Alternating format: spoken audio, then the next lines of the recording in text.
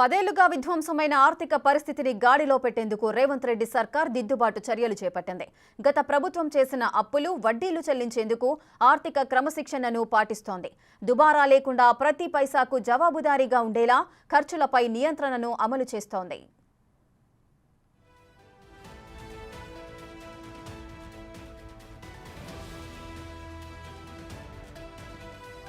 గడిచిన 10 ఏళ్లలో అప్పటి బీఆర్ఎస్ ప్రభుత్వం దాదాపు 7 లక్షల కోట్ల రూపాయల అప్పులు చేసింది. దీంతో రాష్ట్రం ఆర్థికంగా కుదేలైపోయింది. ఆర్థిక క్రమశిక్షణ లేకపోవడంతో రాష్ట్రంపై అప్పుల భారం తీవ్ర ప్రభావం చూపుతోంది. తెచ్చిన అప్పులు, వాటికి చెల్లించాల్సిన వడ్డీలు, కిస్తీలే తడిసి మోపెడయ్యాయి.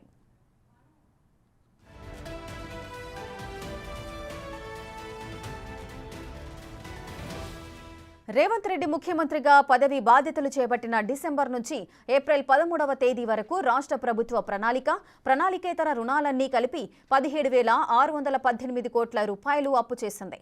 ఇదే వ్యవధిలో 25,911 కోట్ల రూపాయల అప్పులకు సంబంధించిన అసలు, వడ్డీలు కలిపి కిస్తీలు తిరిగి చెల్లింపులు చేసింది. అంతమేరకు తెలంగాణ ప్రజలపై మోపిన రుణభారం తగ్గించింది.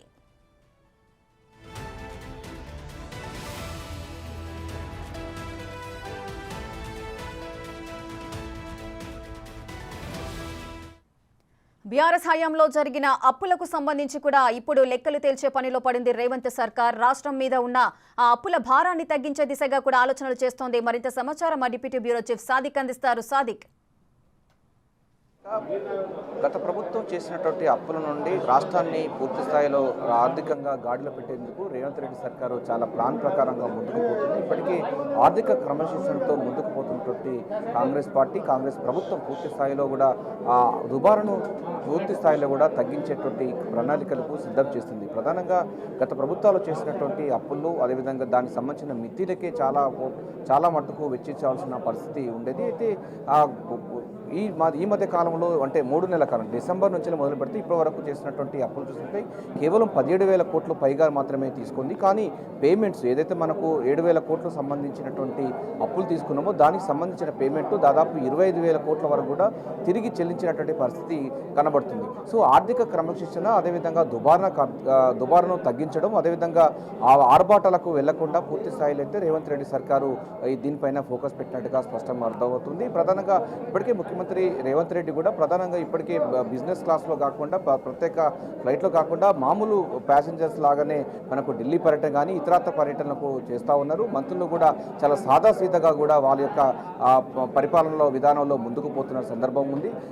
అదేవిధంగా సెక్రటరీకి సంబంధించినటువంటి ఉద్యోగుల వివరాలు కానీ ఇతరత్ర అంశాలన్నింటిపైన కూడా చాలా క్రమశిక్షణగా ముందుకు పోతున్నటువంటి పరిస్థితి నెలకొన్న నేపథ్యంలో పూర్తి స్థాయిలో అయితే దుబారా తగ్గిస్తూ వచ్చినటువంటి పేమెంట్స్ అంటే వచ్చినటువంటి సిఎస్టీ అంటారు, అంటే స్టేట్ ఓన్ ట్యాక్స్ సంబంధించిన వాటిని పూర్తి స్థాయిలో రీప్లేస్మెంట్ చేసే విధంగా, ఇతరులకు ఇచ్చే విధంగా, అంటే కిస్తులు కట్టే విధంగా, వడ్డీలు కట్టే విధంగా ఎక్కువ ఫోకస్ పెట్టడం జరిగింది. అంటే గత ప్రభుత్వం చేసిన అప్పులు, అదేవిధంగా అప్పులు తగ్గించే విధంగా ప్రణాళిక వ్యయము, అదే ప్రణాళికేతర వ్యయం సంబంధించిన పూర్తి స్థాయిలో అమౌంట్ మొత్తం కూడా రీపేమెంట్ చేసే పనిలో కూడా రేవంత్ రెడ్డి సర్కార్ పడినట్టుగా అయితే మనకు స్పష్టంగా అర్థమవుతుంది. ఈ నేపథ్యంలోనే ప్రధానంగా అప్పులు కూడా చాలా తక్కువ తీసుకొస్తున్న పరిస్థితి కనబడుతుంది. ఎందుకంటే కొంత అవసరాలు కూడా ఉంటాయి.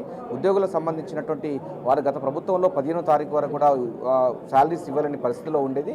కానీ కాంగ్రెస్ ప్రభుత్వం వచ్చిన తర్వాత 1వ తారీఖు నుంచి ఇస్తున్న పరిస్థితుల నేపథ్యంలో కొంత ఆర్థికమైనటువంటి కుషన్ అవసరం ఉన్న నేపథ్యంలో కొంత మేరకు అప్పులు కూడా తీసుకొచ్చింది. కానీ చాలా తక్కువ మొత్తంలో అప్పులు తీసుకొస్తున్న పరిస్థితి కనబడుతుంది. ఎందుకంటే గడిచిన 3 నెలలు చూసినట్లయితే కేవలం 17,000 కోట్లు మాత్రమే అప్పులు తీసుకొచ్చింది. కానీ పేమెంట్స్ మాత్రం 25,000 కోట్లు పైగా కూడా ప్రభుత్వం చెల్లించిన పరిస్థితి కనబడుతుంది. ఎందుకంటే గత ప్రభుత్వం కాళేశ్వరం ప్రాజెక్టు మీద కానీ ఇతరత్ర అదేవిధంగా విద్యుత్ సంబంధించినటువంటి కొనుగోలు విషయాలు కానీ చాలా దుబారాను చేసినట్టుగా స్పష్టంగా అవుతున్న నేపథ్యంలో దాన్ని పూర్తి స్థాయిలో కాళేశ్వరం ప్రాజెక్టు లాంటి వాటి ఖర్చు లేదు. అదేవిధంగా విద్యుత్ సంబంధించిన అంశాలు కూడా బయట నుంచి కొనే పరిస్థితి లేదు. కనుక డిఫరెంట్గా ఆ సంబంధించినటువంటి ఆర్థికమైన క్రమశిక్షణ చేస్తున్నటువంటి ప్రభుత్వము పూర్తి స్థాయిలో కూడా పేమెంట్లను ఎక్కువ చేయాలి, ఖర్చులు తగ్గించాలి, అప్పును చాలా మట్టుకు మట్టుకు తగ్గించే యోచనలో ఉన్నట్టుగా మనకు అర్థమవుతున్న నేపథ్యంలో పూర్తి స్థాయిలో కూడా ఆర్థిక క్రమశిక్షణ ఉండే విధంగా అయితే ప్రభుత్వం అయితే ముందుకు పోతుంది. ఇదిలా రేఖ ప్రధానంగా రేవంత్ రెడ్డి సర్కార్ మొదట చెప్తుంది ఆర్థిక క్రమశిక్షణ, అదేవిధంగా దుబారాను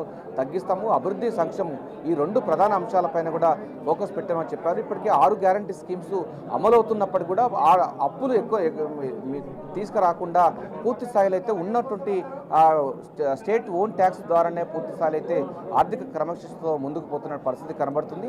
డెఫినెట్గా 5 ఏళ్లలో మాత్రం అప్పులు లేకుండా రాష్ట్రాన్ని తిరిగి మళ్ళీ పూర్వవైభవం తీసుకువచ్చే విధంగా ఆర్థిక క్రమశిక్షణతో ముందుకు పోయే లక్ష్యంగా మాత్రం రేవంత్ రెడ్డి సర్కార్ చాలా ప్రణాళికబద్ధంగా ముందుకు పోతుంది.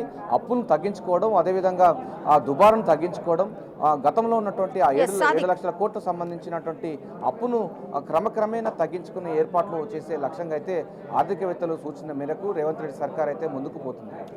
సాదిక్, అయితే రేవంత్ సర్కార్ ప్రభుత్వం ఏర్పాటు చేసి 125 రోజులు అవుతుంది. ఈ 125 రోజులలో తెచ్చిన అప్పులు ఇంతకుముందు బీఆర్ఎస్ ప్రభుత్వ హయాంలో జరిగిన అప్పులకు సంబంధించిన వడ్డీలు కిస్తీలు కట్టడానికే సరిపోవట్లేదు అని ఈ వర్షన్ అయితే కాంగ్రెస్ ప్రభుత్వం చెబుతోంది.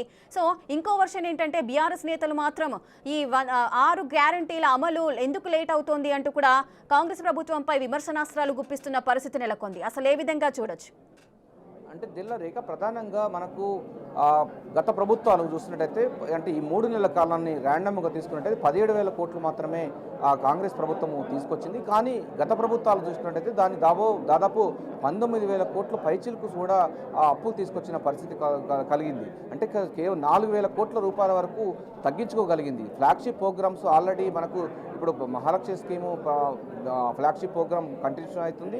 అదేవిధంగా 500 రూపాయల గ్యాస్ సిలిండర్ అవుతుంది. దాంతోపాటుగా 200 యూనిట్ల వరకు విద్యుత్తు సంబంధించిన ఫ్రీ విద్యుత్ ఉంటుంది. 10 లక్షలకు సంబంధించినటువంటి చేయూత సంబంధించినటువంటి రాజు ఆరోగ్యశ్రీ పథకాలు కూడా నడుస్తూ ఉన్నది. అయినప్పటికీ రాష్ట్రం యొక్క సిఎస్టీ సంబంధించినటువంటి రెవెన్యూ ప్రకారంగానే పూర్తి స్థాయిలో అప్పులు లేకుండా రాష్ట్రాన్ని గాడిలో పెట్టేందుకు చాలా ప్రణాళికాబద్ధంగా ముందుకు పోతున్నట్టుగా స్పష్టంగా అర్థమవుతుంది. ఈ నేపథ్యంలోనే గత ప్రభుత్వానికి భిన్నంగా 4 నెలల్లో ఎంతైతే అప్పు తీసుకొచ్చినట్టు చూసినట్టయితే బీఆర్ఎస్ పార్టీ చేసినటువంటి అప్పే ఎక్కువగా కనబడుతుంది. అయినప్పటికీ ఆ ప్రభుత్వం చేసినటువంటి అప్పులు గుదిబండగా మారడంతో రాష్ట్ర వ్యవస్థ అంతా కుదేలైన నేపథ్యంలో అటువంటి విధానాలను అవలంబించకుండా పూర్తి స్థాయిలో ఉన్న దాంట్లోనే రాష్ట్ర సంబంధించిన ఆదాయాన్ని పొదుపుగా వాడుకుంటూ దుబారాను తగ్గిస్తూ ఫ్లాగ్షిప్ ప్రోగ్రామ్ పైన ఫోకస్ పెట్టి ఫ్లాగ్షిప్ ప్రోగ్రామ్స్ ముందుకు పోయే లక్ష్యంగా ముందు నుంచి చెప్పడం జరిగింది. కాంగ్రెస్ అధికారంలోకి వచ్చిన తర్వాత 2 అంశాలు కూడా చెప్పడం జరిగింది. అటు అభివృద్ధి, సంక్షేమం ఈ 2 అంశాలపై ముందుకు పోతున్న తరుణంలో గత ప్రభుత్వాలు చేసిన 7 లక్షల కోట్ల సంబంధించినది మిత్తిలు కిస్తీలు క్రమక్రమేణంగా తగ్గించుకుంటూ ఉన్న పరిస్థితి కనబడుతుంది. మీరు ఇప్పుడు చూసినట్టయితే 25,000 కోట్లు పైగా కూడా చెల్లింపులు చేసినటువంటి పరిస్థితి కనబడుతుంది. అంటే గత ప్రభుత్వం చేసిన అప్పులను క్రమక్రమేణా తగ్గించుకుంటూ వస్తున్న దాంట్లో ఇది ఒక శుభసూచకం అని కూడా ఆర్థికవేత్తలు చెప్తున్నారు. ఇప్పటికే 25,000 కోట్ల పైగా కూడా వడ్డీ చెల్లింపులు చేసినటువంటి పరిస్థితి కనబడుతుంది. ప్రణాళికేతర వ్యయాన్ని కూడా పూర్తి స్థాయిలో కూడా అదుపులో తీసుకున్నటువంటి రాష్ట్ర ప్రభుత్వం పూర్తి స్థాయిలో అయితే దుబారాను తగ్గించి ఆ సంబంధించినటువంటి ప్రియారిటీ రంగాలకు మాత్రమే ఇస్తుంది. నాన్ ప్రియారిటీ రంగాలకు తక్కువ అమౌంట్లు చేస్తూ ఉంది. ఇప్పటికే ఓటన్ అకౌంట్ బడ్జెటే మన రాష్ట్రంలో ఉంది కనుక ఆ పూర్తి స్థాయిలో బడ్జెట్ ఇంకా రాలేదు కనుక డెఫినెట్గా ఈ ఓటన్ అకౌంట్ బడ్జెట్కు అనుగుణంగా రాష్ట్ర సంబంధించిన ఆదాయాన్ని బేరీజ్ వేసుకుంటూ దుబారాను తగ్గించుకుంటూ ఉన్న పేమెంట్లను కూడా వచ్చేటువంటి ఆదాయం రాష్ట్రానికి వచ్చేటువంటి ఆదాయ సంబంధించిన మార్గాలను కూడా అన్వేషిస్తూను గత ప్రభుత్వాలు చేసిన అప్పులు కిస్తీలు వాటికి వడ్డీని చెల్లించేటువంటి ప్రణాళికాబద్ధంగా ముందుకు పోతున్నటువంటి సందర్భంగా మనం చెప్పవచ్చు. సో ఏదైనప్పటికీ మనకు దీనిలో ప్రధానంగా చూసినట్టయితే దీంట్లో గత ప్రభుత్వాలు చేసినటువంటి 7 లక్షల కోట్ల అప్పును భారాన్ని ప్రజలపై మోపకుండా దాన్ని పూర్తి స్థాయిలో ప్రభుత్వం ఎప్పటికప్పుడు దాన్ని తగ్గించే ఏర్పాటు చేస్తుంది. ఇతర ప్రాంతాల నుంచి అప్పులు కూడా చాలా తక్కువ మోతాదులో తీసుకుంటూ, ఎందుకంటే కొంత చాలా ఇంపార్టెంట్ సంబంధించినటువంటి అంశాల్లో ప్రభుత్వం రాష్ట్ర ఆర్థిక వ్యవస్థ కుదేలైపోయిన నేపథ్యంలో చాలా ప్రియారిటీ రంగాలు ఉన్నాయి కనుక తక్కువ మొత్తంలో అప్పులు తీసుకొస్తున్న మాట వాస్తవమైనప్పటికీ చాలా అతి తక్కువమైన అమౌంట్ అని చెప్పొచ్చు. గత ప్రభుత్వాలు ఈ 3 నెలల కాలంలో దాదాపు 19,000 కోట్ల పైగా తీసుకొచ్చుకుంటే ఆ రాష్ట్ర ప్రభుత్వం కేవలం 17,000 కోట్లు మాత్రమే తీసుకొచ్చిన పరిస్థితి ఉంది. కానీ పేమెంట్లు మాత్రం ఎక్కువగా పెంచుతున్న పరిస్థితి ఉంది. 25,000 కోట్ల రూపాయల వరకు కూడా పైగా కూడా చెల్లింపులు చేసినట్టు పరిస్థితి కనబడుతుంది. సో దీనిలో ప్రధానంగా ఆర్థిక వ్యవస్థను పూర్తి స్థాయిలో గాడిలో పెట్టేందుకు రేవంత్ రెడ్డి సర్కారు చాలా ప్రణాళికబద్ధంగా దుబారాను తగ్గిస్తూ ప్రియారిటీ రంగాలకు మాత్రమే నిధులు కేటాయిస్తూ ఆ ఓటన్ అకౌంట్ బడ్జెట్కు అనుగుణంగానే ఇప్పుడు పూర్తి స్థాయిలో ఫోకస్ పెట్టిందని చెప్పవచ్చు. సో ఆర్థిక క్రమశిక్షణ రేవంత్ రెడ్డి సర్కార్ చేస్తున్నట్టుగా అర్థమవుతుంది. సో ప్రధానంగా మనకు ఓటన్ అకౌంట్ బడ్జెట్ ప్రకారంగా అయితే ఇప్పుడు వరకే పూర్తి స్థాయిలో ట్రాన్సాక్షన్స్ నడుస్తూ ఉంది. సో వచ్చినటువంటి ఇంకో 2-3 నెలల తర్వాత మనకు పూర్తి స్థాయిలో బడ్జెట్ వచ్చిన తర్వాత రాష్ట్ర ఆర్థిక వ్యవస్థను మరింత బలోపేతం చేసి గత ప్రభుత్వాలు చేసినటువంటి 7 లక్షల కోట్ల అప్పును క్రమక్రమేణంగా తగ్గించుకు విధంగా మాత్రం ప్రణాళికలు సిద్ధం చేస్తుంది. Right, thank you Sadiq, thanks for the live details.